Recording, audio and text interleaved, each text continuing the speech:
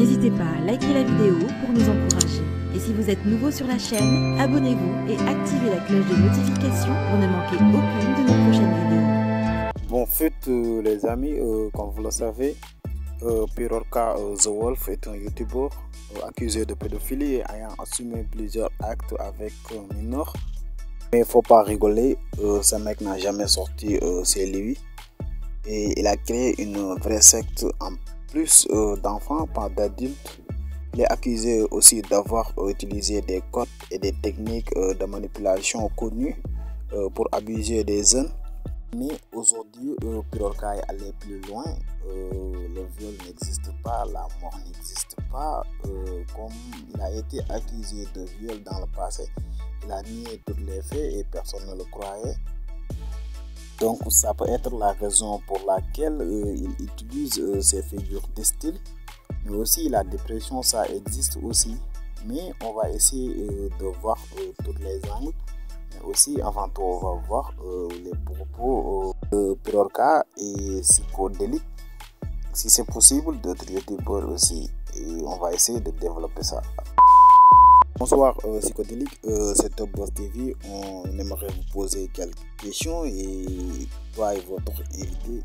Salut à toi, bonsoir. Et bonsoir, mais bref, j'ai regardé une vidéo sur YouTube et je ne comprends pas et j'aimerais savoir ce qui s'est réellement passé. Ça regarder sur YouTube parce que je vais y laisser quelques neurones, mais vous allez voir, c'est une masterclass. Pirorca refait parler de lui, il explique...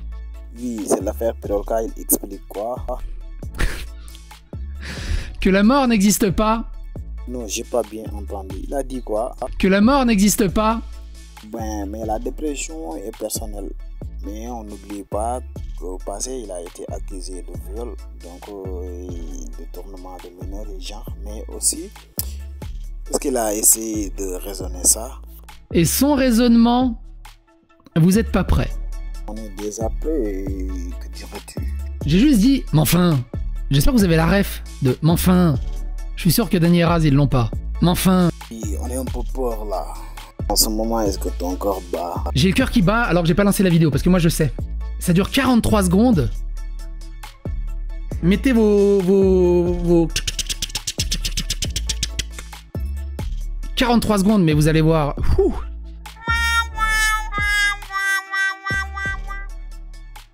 Vous êtes prêts? Oui, on est prêt à affronter la mort. J'ai le cœur qui bat. Hein. Même nous aussi. Allez, on y va. Non, c'est Gaston Lagaffe. Hein. Alors, pas le macho, s'ils font ça, c'est parce que ça vient de Gaston Lagaffe aussi. Écoutez. Écoutez, attentivement. Lâchez vos manettes, faites pause, sortez de la douche, arrêtez votre branlette. Écoutez. Oui, nous, on t'écoute, mais il a dit quoi? Je pense que la mort n'existe pas officiellement. Selon lui, si la mort n'existe pas, pourquoi les gens meurent? C'est l'humain qui a créé cette invention, qui a créé la mort. De quelle manière? Quand tu es petit, et que tu regardes des films à la télé, et que les gens ils font piou piou piou piou piou piou, et qu'après les gens ils font oh non je meurs parce que j'ai pris une balle de sniper, ah, et que toute ta vie t'es conditionné à ce que si on te tire dessus, et bah tu meurs. Bah du coup si un jour dans ta vie on te tire dessus, bah t'es mort. Donc, il y a moyen que... Ben, mais moi j'ai juste une question à te poser. Avant ces inventions-là, est-ce que les gens étaient immortels? Sans aucun conditionnement et aucune influence, si on t'apprend pas ou qu'on te dit pas ou qu'on montre pas ce que c'est la mort... Avant de te poser d'autres questions, moi je crois que la dépression a des niveaux et lui, il est à l'état suprême. Bon, est-ce qu'on peut échapper à la mort? On t'apprend pas ou qu'on te dit pas ou qu'on montre pas ce que c'est la mort, tu ne puisses pas mourir. Imaginez 2 secondes qu'en moins 500 à l'ère des Grecs, l'alcool ils en buvaient énormément mais il n'y avait pas ce mode d'être bourré, tu vois. Bah du coup personne était bourré. Tout le monde buvait du vin et personne était bourré, c'est vrai, tu vois. Et pour le cas du viol, ça fait polémique aussi. Est-ce que vous pouvez nous en revenir? Le viol par exemple. Une fille elle sort de chez elle, tac, elle se fait violer comme ça. Mais t'es en train de la forcer tout, tu vois. Si elle se dit, ben non, ça n'existe pas le viol. Du coup, elle devient consentante. Donc y a pas de viol. Je pense. Il faut que je bois un coup.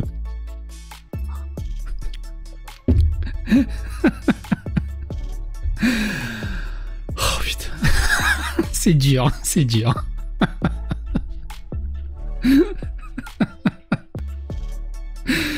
C'est dur. Non, mais moi, qu'est-ce que tu veux dire de plus? En fait, il n'y a plus rien à dire. Qu'est-ce que tu veux argumenter? Qu'est-ce que tu veux décortiquer? Nous, on veut décortiquer tout cela, oui, vous savez, bon, il a été accusé à un moment donné et il a nié tous les faits et toutes les accusations, mais personne ne le croyait. Et même Maxella a fait une vidéo et on va essayer de retracer l'histoire et pour comprendre qu'est-ce qui s'est réellement passé. Bon, Max, là, on va aller très vite. Pourquoi à la base, tu fais des recherches sur Priorca? À la base, quand j'ai commencé mes recherches sur Pierre Orca, je voulais uniquement vous parler de la dérive sectaire. Et à aucun moment je pensais que j'allais faire une vidéo comme ça ensuite. Et par ça, je veux parler de son rapport avec les mineurs. J'étais en train de regarder un de ses lives qui dure 4 heures. Et à un moment, il a dit un truc qui m'a juste laissé dans l'incompréhension. Généralement, les personnes les plus mauvaises que j'ai rencontrées, c'est toujours des filles qui me les ont présentées en me disant « Eh, c'est mon meilleur ami, je le connais depuis que je suis petite. » Et puis je regarde le mec, je fais « D'accord. » Et ensuite, une fois que je suis seul avec la fille, je la préviens, je lui dis « Fais gaffe, ce mec c'est un gros malade mental, tu risques, t'es en grand danger avec, tu devrais arrêter de le fréquenter, tu vas te faire violer. » Et du coup, la meuf elle me frappe, elle me parle plus, et ensuite une semaine après, elle se fait violer, et ensuite elle revient me voir en pleurant, tu vois, en disant « T'avais raison. » Et du coup, moi je suis en mode genre « Je sais. C'est bien. Enfin, cool. C'est super. » C'est arrivé combien de fois, lol? C'est arrivé 1, 2, 3, 4, 5 fois. C'est arrivé 5 fois. C'est fatigant. Avant tout, les amis, je vous excuse pour les images. On évite les droits d'auteur et genre les réclamations et tout.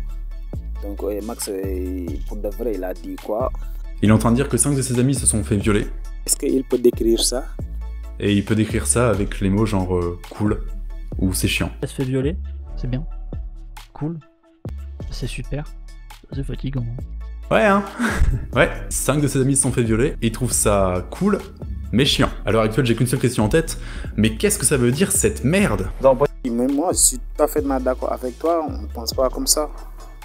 Et peux-tu nous faire un petit rappel de la base du dernière vidéo? Petit rappel vite fait des bases de la dernière vidéo. Il a explicitement expliqué qu'il n'est pas un personnage et qu'il est 100% lui-même dans ses vidéos. Alors c'est faux parce qu'il est pire en privé. Il semble être à la base d'une dérive sectaire. Moi je m'occupe de l'épanouissement des gens, je m'occupe de l'état mental, de l'état de santé, de l'état du bonheur.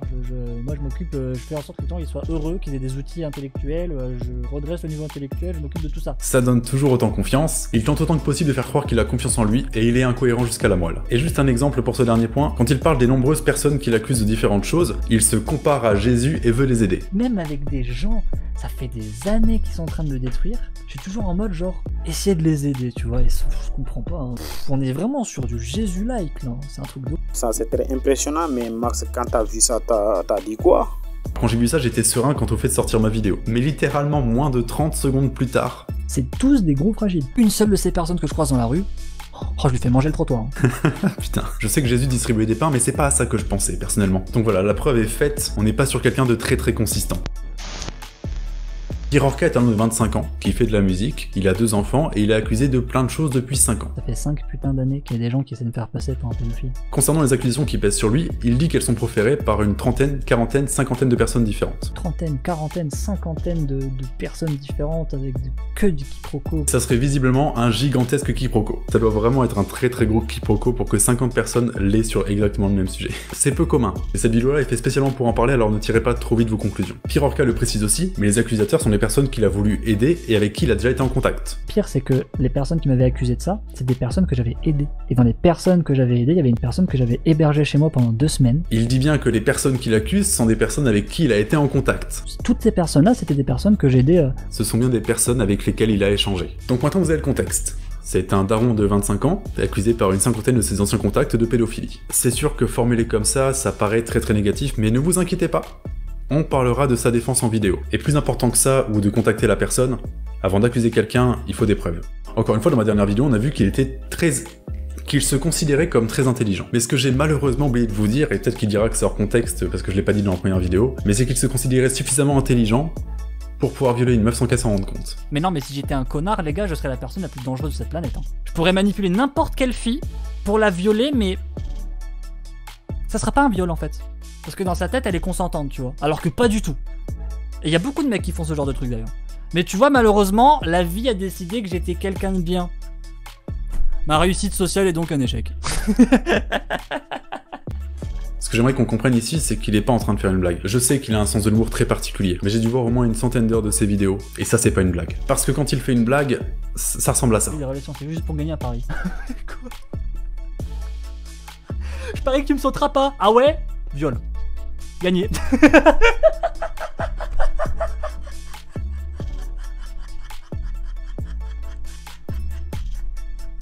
Ouais, donc la blague, c'est lui qui dit qu'il viole une meuf pour gagner un pari. En soi, c'est juste une blague. C'est pas hyper bien tourné, c'est même plutôt gênant, je trouve, mais ça reste une blague. Par contre, vous vous souvenez du message que je vous ai montré dans la dernière vidéo?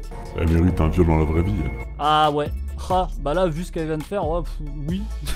Ça, c'était absolument pas une blague. Il parle d'une meuf qui l'a contrarié. Mais alors non seulement c'est pas une blague, mais le message suivant c'est « Je crois pouvoir la violer ». Assez simplement. Et je vois pas comment est-ce qu'on pourrait ne serait-ce que prétendre que c'est une blague. Mais pour être complètement transparent, il a déjà expliqué ces messages-là en live, donc je vais vous donner sa réponse. Donc moi, dans mon langage populaire, le mot viol, ça signifie juste en fait baiser une fille sauvagement, quoi. Genre le côté... Tu vois, le côté loup vorace, tu vois. Donc il utilise le mot pour désigner l'absence de consentement, pour désigner la présence de consentement. Moi, je m'imagine violer une fille, la fille est complètement consentante, c'est juste très sauvage, très bestial. Mais c'est extrêmement con. Je crois qu'il se rend pas compte à quel point c'est con ce qu'il dit. Et pourtant, il y a encore des gens qui ont avalé ses paroles, et que vu qu'il avait déjà décidé d'une nouvelle définition pour le mot, on pouvait rien y faire. Vous pensez que je peux dire que Pirorca est un connard, si pour moi le terme connard ça veut dire personne pernicieuse? Les mots ont des sens. C'est pour ça qu'on se comprend. Je parle lentement pour qu'ils puissent assimiler ce que je vais dire. Bref, je crois que c'était ça. Et si vous avez d'autres choses à rajouter en bas de la vidéo, n'oubliez surtout pas de vous abonner et d'activer aussi la cloche de notification.